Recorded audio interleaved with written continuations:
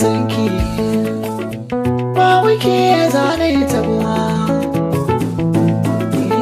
Ina son ki bare ki sanya yare idan so ya so a zuci ba rabuwa.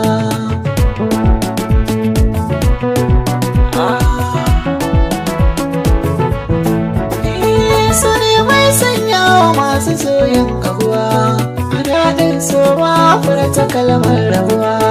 Idan so ya so zuci ba ya rufuwa, kwari ko a hawa akai zanye sayuwa. Idan ma ke sa ranki zane tabuwa, dukan wurare na kan ki ne babu wata. A fannin sogo nake kadai ce mafita, ma kewa za da bai waso babu ita. Zan so ki fahimta zane miki gata, kyama na ya wuya ba da ruwa. Kauna ta sa yanzu ba ni ji ba ni gani, so mai sanya gwagwarmayar bidawa da gani. Zan so mu kasance kamar ya hanta da jini, so zai min lahani ki duba ki gani. Ina ƙaunar ki kamar ya sanda da uwa, ki gazgata kauna ta gaskiya ce na rubo.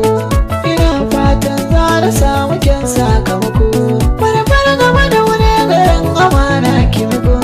Domin kai mai ko da zan yi da ko zan jure samun ki gona shi ne nutsuwa.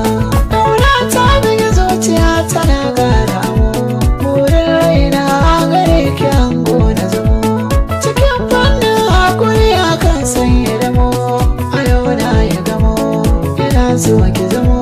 Cikin burin rayuwa ta zo mai haduwa, shi sa ba ya duba mai rashi ko da kudi. Ina so ki aminta gona ke ce mahadi, bayanin da ke yazo ta fuska ta fadi. Ina ce babu hadi na dawa da mani, in ƙauna ta rake yazo ci ba rabuwa. Kalaman son gashi wanki na yau guziri, saman ki wuri na zai zama abin alfahari.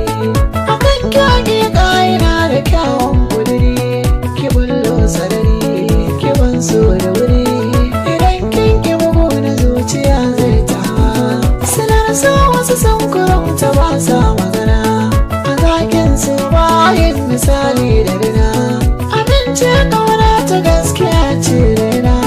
Rabe ruhina muradin raina, kiran kira ke sai ba ta ba da ruwa.